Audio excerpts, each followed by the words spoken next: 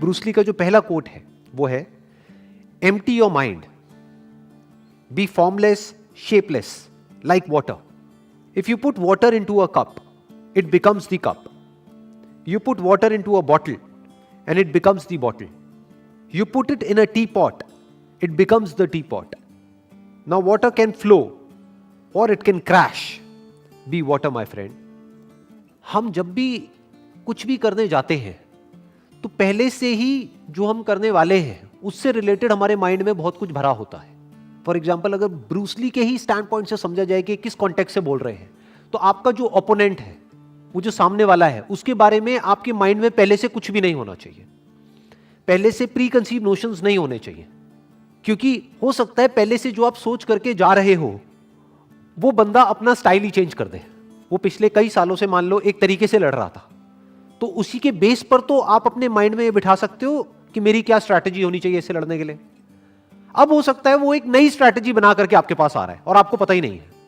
तो अगर आप पहले से ही अपने माइंड में ये बिठा करके जाओगे उससे लड़ने के लिए कि मुझे इस तरह से इससे लड़ना है, या फिर ये करेगा फिर मुझे ये करना है, तो आप हार जाओगे.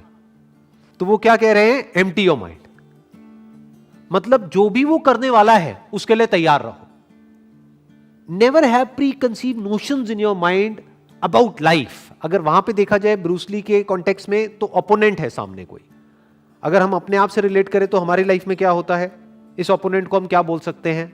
लाइफ में जो प्रॉब्लम्स आ रही हैं, जो चैलेंजेस आ रहे हैं, जो भी मुश्किलें आ रही हैं, तो उनको अपने पास्ट के नजरिए से मत देखो, नहीं तो आप फंस जाओगे. क्योंकि हो सकता है अब जो चैलेंज आया आपको आज, वो नया चैलेंज है. और हो सकता है क्या, हमेशा लाइफ नए चैलेंजेस आपके सामने लेकर के आती है, जो आज से पहले कभी नहीं हुआ है. ऐसी ऐसी चीजें हो जाती हैं जो हमने सोचा भी नहीं होता है, ऐसी ऐसी चीजें हो जाती हैं. तो अगर उन प्रॉब्लम्स के हमको सॉल्यूशंस निकालने हैं, तो हमारा माइंड पूरी तरह से खाली होना चाहिए उस प्रॉब्लम से रिलेटेड जो भी कुछ हमारे माइंड में पहले से भरा पड़ा है उससे. प्रॉब्लम को कैसे देखना है, या लाइफ में जो भी आप आज जिस भी सिचुएशन में हो और फंसे हुए हो. बहुत बार लाइफ में ऐसा होता है कि हम फंस जाते हैं, बट प्रॉब्लम क्या होती है, हम सॉल्यूशन निकाल रहे होते हैं अपनी मेमोरी के बेस पर, और हम और फंसते चले जाते हैं. क्योंकि जो हमने पास्ट में किया उसी वजह से तो हम इस सिचुएशन में फंसे हैं. सोचो, हम अपनी थिंकिंग की वजह से ही तो फंसते हैं लाइफ में जाकर के एक ना एक पॉइंट पे. किसी बंदे की थिंकिंग ठीक नहीं थी, इस वजह से वो जो काम कर रहा है, मान लो कोई बिजनेस कर रहा है और उसमें सक्सेसफुल नहीं हो पा रहा है, बट वो अपनी उसी थिंकिंग के बेस पे उसका सॉल्यूशन निकालना चाहता है. कभी नहीं निकाल सकता, इम्पॉसिबल. पहले उसको अपनी ही उस थिंकिंग से फ्री होना होगा, क्योंकि उसकी ही थिंकिंग की वजह से उसके बिजनेस में प्रॉब्लम्स क्रिएट हो रही हैं. उसको एक नई थिंकिंग चाहिए. अब नई थिंकिंग मतलब क्या, कि कुछ भी नया सोचने लग जाओ, नहीं. जो प्रॉब्लम आ रही है उस प्रॉब्लम को एज इट इज देखना है, उस प्रॉब्लम के साथ में एक हो जाना है. जैसे पानी जिस रंग में डालते हैं उसी रंग में एक हो जाता है. पानी को जिस कप में हम डालते हैं वही फॉर्म ले लेता है. यही बात यहां पे कही जा रही है. यानी कि आप एक हो जाओ लाइफ में जो भी आपको प्रॉब्लम आ रही है उसके साथ में.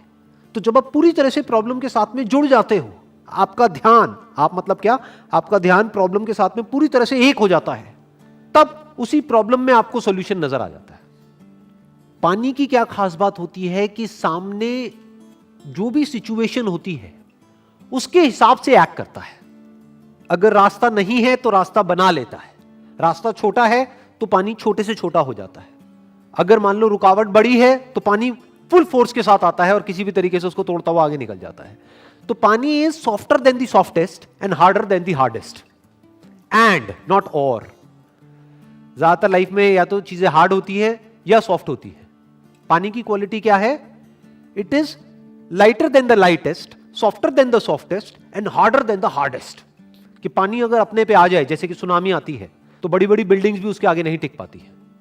और ऐसी ऐसी जगहें होती है जहां से कि निकलना नेक्स्ट टू इम्पॉसिबल होता है, लेकिन वहां से पानी निकल जाता है. क्यों? क्योंकि it is flexible, it is softer then the softest. उसकी पहले से कोई फॉर्म नहीं है, पहले से कोई शेप नहीं है, तो इसलिए वो कोई भी फॉर्म ले सकता है, कोई भी शेप ले सकता है. जिसकी पहले से ही कोई फॉर्म है तो उसकी फॉर्म टूट जाएगी अगर उसको कोई नई फॉर्म लेनी है तो. अगर मैं इसका एक प्रैक्टिकल एग्जांपल दूं, 2 रिलीजन्स हैं और उन 2 रिलीजन्स की 2 अलग अलग बुक्स हैं, और दोनों में कुछ बातें सही हैं, कुछ बातें गलत हैं। अगर आपको दूसरे की बुक में से जो बातें सही हैं उसको सीखना है, उसको समझना है, तो पहले आपको न्यूट्रल होना पड़ेगा, पानी के जैसा होना पड़ेगा। जो दोनों रिलीजन्स में से एक रिलीजन को ही पकड़ करके बैठा होगा स्ट्रांगली, तो वो अपने ही रिलीजन्स की कमियां नहीं देख पाएगा। उस बुक में जो गलत है वो नहीं देख पाएगा, और उधर जो सही है वो नहीं देख पाएगा। बट अगर कोई पानी के जैसा है, यानी वो किसी एक को नहीं पकड़ रहा है, उसकी कोई फॉर्म नहीं है, तो अब वो कोई भी बुक पढ़ सकता है किसी भी रिलीजन की, और उसमें से जो सही है उसको निकाल सकता है और अपनी लाइफ में उतार सकता है और अपनी लाइफ में चेंजेस लेकर के आ सकता है। तो ये बात यहां पर कही जा रही है कि लाइफ में अगर आप एक्चुअल में ग्रो करना चाहते हो या फिर अनस्टॉपेबल होना चाहते हो in the real sense, not theoretically but actually, तो उसका सिर्फ एक तरीका है, you need to be like water. Next coat is, do not pray for an easy life, pray for the strength to endure a difficult one. Do not pray for an easy life. क्यों? क्योंकि life तो easy है ही नहीं। तो अगर आप एक easy life के लिए प्रे कर रहे हो तो आपकी प्रेयर ही गलत हो गई, आपकी एक्सपेक्टेशन ही गलत हो गई। आपकी एक्सपेक्टेशन ऐसी हो गई जो कभी पूरी हो ही नहीं सकती। कोई इंसान तो क्या, भगवान भी आपकी एक्सपेक्टेशन को पूरी नहीं कर सकता। अगर आप कहते हो कि मुझे एक आसान जिंदगी चाहिए, आसान किसी की नहीं है जिंदगी। जो पैसे वाले हैं, मान लो कोई बच्चा है, वो किसी बहुत पैसे वाले घर में पैदा हो गया है, अरे उसकी अलग प्रॉब्लम्स है, और जो एक गरीब घर में पैदा हुआ है उसकी अलग प्रॉब्लम्स है। ऐसा नहीं है कि उसकी लाइफ में कोई प्रॉब्लम्स ही नहीं है, ऐसा कोई नहीं है। तो क्या कहा जा रहा है कि अगर प्रे करना ही है भगवान से या जिसको भी आप मानते हो उससे प्रे करना ही है, तो ये करो कि हे भगवान, मुझे एक आसान जिंदगी मत दो, क्योंकि जिंदगी तो आसान है ही नहीं। मुझे स्ट्रेंथ दो कि मैं एक मुश्किल जिंदगी को भी एंड्योर कर सकूं, सह सकूं। यानी मेरी सहन शक्ति को बढ़ाओ भगवान, मेरी स्ट्रेंथ को बढ़ाओ, मेरी पावर्स को बढ़ाओ। मुझे ऐसा बनाओ कि मुझे जिस भी माहौल में डाल दिया जाए, चाहे वो माहौल कितना भी अनकंफर्टेबल लग रहा है, मैं उसको सह सकूं। फॉर एग्जाम्पल, अगर आपको एक अच्छी बॉडी चाहिए तो उसके लिए दर्द सहना पड़ेगा, तो भगवान से प्रे करना ही है। तो भगवान से ये मत प्रे करो कि हे भगवान मेरे को एक अच्छी बॉडी दे दो। भगवान से प्रे क्या करना है कि हे भगवान, मुझे शक्ति दो कि मैं उस दर्द को सह सकूं जो दर्द मुझे होने वाला है जब मैं अपनी बॉडी को बनाऊंगा तब। लाइफ में जो मुश्किलें हैं उससे लड़ने की ताकत एकदम से नहीं आती है। तो अगर आपको एक आसान जिंदगी मिल गई तो हो सकता है आपको यह भी लगे कि मेरे साथ में अच्छा हो रहा है, लेकिन एक्चुअल में आपके साथ अच्छा नहीं हो रहा है, बुरा हो रहा है। क्योंकि अगर आपको थोड़ी थोड़ी मुश्किलें मिलती रहे लाइफ में, तो धीरे धीरे आने वाले टाइम में आप इस लेवल पे आ सकते हो कि बड़ी से बड़ी मुश्किल से भी टकरा सको। Next coat is, I fear not the man who has practised 10,000 kicks once, but I fear the man who has practiced one kick 10,000 times. अगर इस कोट को हम ध्यान से समझे तो इसमें प्रैक्टिस को डिफाइन किया जा रहा है कि प्रैक्टिस का मतलब होता क्या है। जिसने प्रैक्टिस कर रखी है किसी एक काम की, बार बार बार बार बार बार बार बार बार बार जब हम प्रैक्टिस करते रहते हैं तो क्या होता है, तो हम एक स्टेट में चले जाते हैं जिस स्टेट को बोलते हैं द स्टेट ऑफ फ्लो। और स्टेट ऑफ फ्लो में क्या होता है कि वो काम अपने आप होने लग जाता है। एक है आपको सोच करके एक काम को करना होता है, तो बीच में एक फिल्टर आ गया। जैसे एक आदमी ने अगर एक किक की प्रैक्टिस 10 बार करी है, तो अब अगर उसको उस किक को उसी जगह पे मारना है, सामने वाले को, ओपोनेंट को, जिस जगह पे वो मारना चाहता है, मान लो नेक के यहां पर, तो उसको पहले सोचना पड़ेगा, वहां पर बड़ा दिमाग लगाना पड़ेगा, ध्यान लगाना पड़ेगा, तब जाकर के वो शायद हिट कर पाएगा।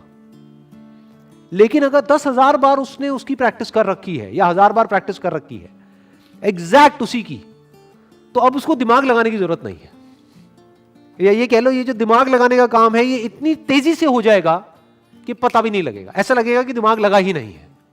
वो गैप बीच में से हट गया, यानी वो काम बहुत ही स्पीड से हो जाएगा। और स्पीड का ही सारा खेल होता है कि कौन सा काम कितनी स्पीड से हो रहा है, स्पेशली लड़ाई में, जिस कॉन्टेक्स्ट में कहा जा रहा है। फ्रैक्शन ऑफ सेकंड्स का डिफरेंस होता है कि जिस आदमी ने 10 बार प्रैक्टिस करी है, मान लो उसको वो किक सही जगह तक पहुंचाने में 1 सेकंड लगेगा, और जो दूसरा आदमी है उसको आधा सेकंड लगेगा। लेकिन ये आधा सेकंड का जो डिफरेंस आएगा वो इतना बड़ा है जिसकी कोई हद नहीं है, कि सामने वाले को आधा टाइम मिलेगा अपने आप को बचाने का, अपने आप को डिफेंड करने का। तो प्रैक्टिस से क्या होता है? प्रैक्टिस से आप एक फ्लो की स्टेट में चले जाते हो। फ्लो की स्टेट का मतलब क्या होता है कि वो काम अपने आप होने लग जाता है, बिना किसी एफर्ट के, बिना दिमाग लगाए वो काम अपने आप ही होने लग जाता है। जैसे कोई सिंगर है, उसने एक गाने को 1000 बार गा लिया है, अब वो स्टेज पे परफॉर्म कर रहा है, तो अब उसको दिमाग लगाने की जरूरत नहीं है, वो गाना अपने आप उसके अंदर से निकलने लग जाएगा। तो यहां पे एक्चुअल में प्रैक्टिस को डिफाइन किया जा रहा है, व्हाट इज प्रैक्टिस। और प्रैक्टिस जब भी हम लाइफ में करते हैं उसमें फोकस का बहुत बड़ा रोल है, नहीं तो वो प्रैक्टिस बेकार है। पहले आपको चूज करना पड़ेगा कि मुझे फोकस कहां करना है, और फिर जो भी उससे रिलेटेड नहीं है उसको मना करना होगा, उसको हटाना होगा। फिर जहां पर आपका फोकस है वहां पे रेपिटेशन चाहिए, बार बार उसको रिपीट करना होगा। इनफैक्ट रिपीट हो ही जाएगा ना, जब आप कुछ और कर ही नहीं रहे हो और वही एक काम कर रहे हो, आपके पूरा माइंड बॉडी एक ही काम में लग रहा है, तो अपने आप ही आप उसमें मास्टर होते चले जाओगे। इनफैक्ट एक कोटेशन है, practice makes the man perfect. ये सही नहीं है। क्यों? क्योंकि practice only in the right direction makes the man perfect. Practice तो दूसरा आदमी भी कर रहा है, 10,000 किक की प्रैक्टिस उसने करी है एक एक बार, तो प्रैक्टिस तो उसने भी करी है। और दूसरी तरफ से एक आदमी है जिसने एक ही किक की प्रैक्टिस 10,000 बार करी है। तो प्रैक्टिस से परफेक्शन नहीं मिलता है, practice along with focus in the right direction makes the man perfect.